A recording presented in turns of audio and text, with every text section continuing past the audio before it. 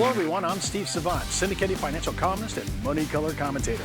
On today's show, using a IRA rollover, part 3 in our series on saving for retirement in your working years. Well, welcome to our third segment. We're going to talk a little bit about rollovers.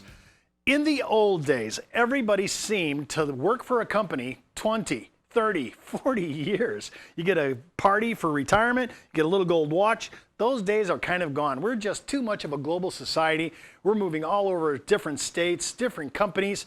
So the odds are high that you might work maybe 4 to 5 big companies over the lifetime of your career, your earning years.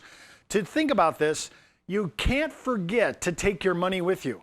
I cannot tell you, these are numbers that are just blow my mind, that many people that leave one job, go get another job, don't take their 401k with them.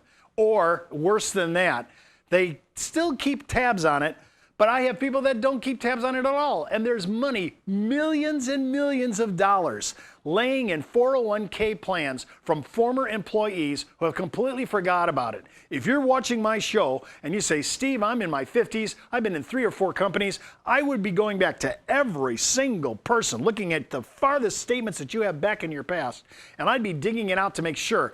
I have run across client after client who forgot about some 401k they had in their late 20s, early 30s, and that thing's worth 20K. I found my best one, my biggest one, was almost $290,000 left behind in their former employment. That's your money. You can get that money. So remember, when you're leaving a company and you like the funds and you like the expense loads on those funds and you think it's a good deal, that's fine. You can stay there. But you may say, boy, I need to take that with me and pull that either into my new job if they'll let you roll it to their 401k, or directly to an IRA, which you have a little more control. But then you have to start helping manage it yourself. So I want to always look at rollovers as an opportunity and an option, not that I have to do it.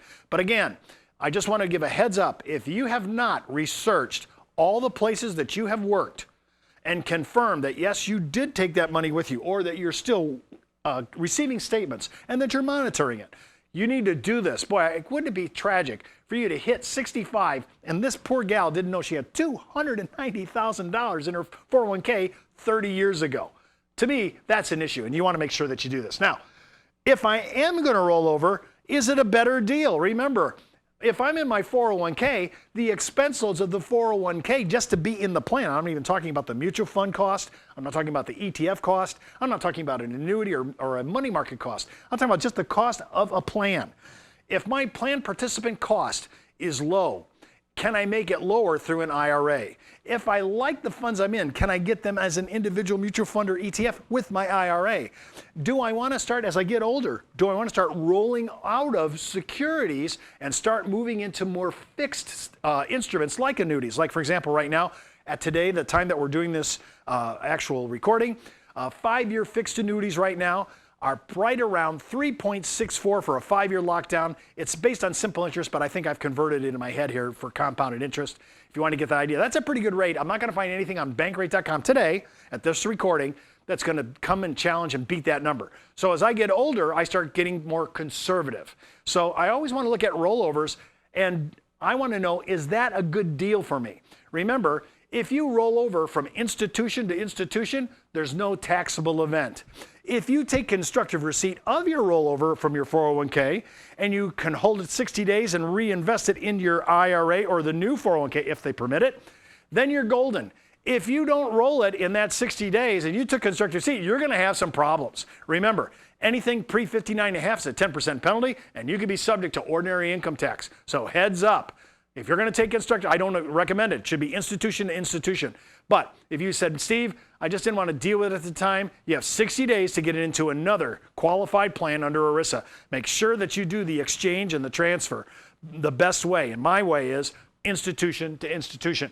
You're going to have your own IRA, custodialship now. You're the person running the show, basically. There's going to be some small fee depending upon if you bought an annuity, mutual funds, or ETFs. And why I'm talking about this, remember, when we get down about 60, 65 years of age, you're going to look back on a 401k and look at the plan participant cost. Now remember, again, I'm not talking about the fund cost here. I'm just talking about being in a 401k, the plan participant's actual cost just to be in the plan. Some of these plans, you could be sitting in 6 figures over a lifetime that you paid in fees. Now, fees have gotten better. They're a lot more competitive, and we have full disclosure. 5 years ago, the IRS came in with a new reg, 408B2. It's supposed to fully disclose all the expense loads, fund expense loads, plan expense loads, and I'd like to go one step more than that. Look at the statement of additional information, something that's not required to be in the prospectus. I say every person that's got a mutual fund or an ETF should be calling for that. You'll be shocked, as I was the first time I discovered this years ago, that I'm paying a 1.25 to a 0.35, some high ones, $1.44, just for the statement of additional information, which in my code is statement of additional costs. So I'm not only paying my IRA, whoever my registered investment advisor is, and I'm not only paying the fund's expense load that's also declared in the prospectus, now I have other numbers that are not declared that I don't even know about, and 90% of most clients and about half the people who sell securities don't even know what I'm talking about. There's extra expenses there, so you want to make sure you see it. And remember, all these contracts, especially mutual funds, that have to be in some sort of cash position for liquidation at the end of the day, or for termination, or for exchanges, all those that have cash means they're not fully invested. There could be cash drag on top of that. They're still charging expense loads. Are they charging for your cash positions? You got to find that out. You could be having another, probably somewhere in the vicinity between statement of additional information and cash drag. You could be sitting at about 2.25, maybe 230 of 230 basis points that you didn't even know about. So it's really critical to make sure that when you're looking at rollovers, that you look at them as a good deal for you. Remember, I'm not rolling it over if it's not a good deal. And think about this. I talked about timeline thinking. Deferred annuities. There's the fixed rate, which I just told you about, guaranteed, just like it's very similar. It is not a CD. It's not FDIC. It's just an annuity by the strength of the company that offers it. So you want to look at the ratings of the carrier that actually goes ahead and offers annuities. But right now, the annuities are about at 75 to maybe 80 basis points higher than most CDs right now. So, and remember this, even if they were non-qualified, you'd have tax deferred. You wouldn't have to pay taxes on it, whereas at a CD, I have to pay taxes whether I use it or not on an annual basis. So sometimes that's a good comparison to kind of look at that. Another thing that you want to look at on deferred annuities, you could buy in advance deferred income annuity blocks of income. So as I get going and I'm going to do a rollover, I might want to look at that. Is that a deal for me? I need to look at the numbers. Remember, the Department of Labor just came out with a law last year that said we had to really watch the fiduciary treatment of how we make rollovers out of 401ks.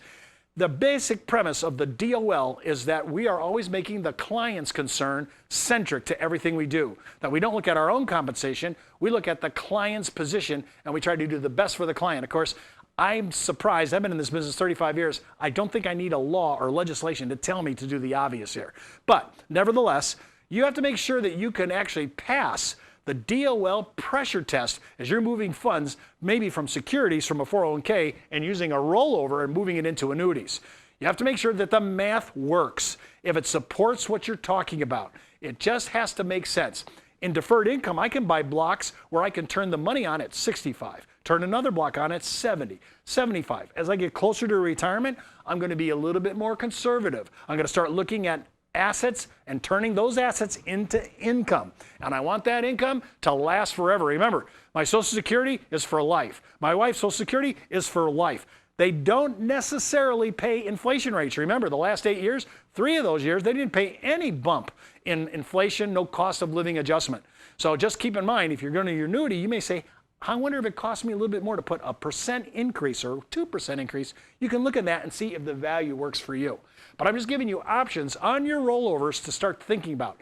Fixed rates, remember our Fed is ticking up interest rates right now. We're in it's small, it's incremental, but it's still kind of going up.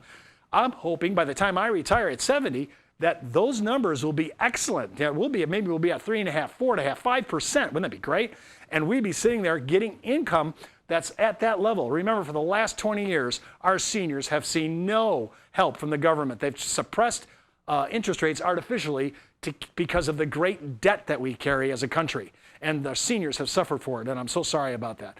But now we're starting to tick back up, and we're starting to raise our rates, and those rates could be perfect for people that are boomers who are retiring. 10,000 boomers a day retiring. So we're just in time. We're hoping to catch the wave on the interest rate bump up, and hopefully that we've already moved out and rolled over to either more conservative funds and ETFs and also deferred annuities.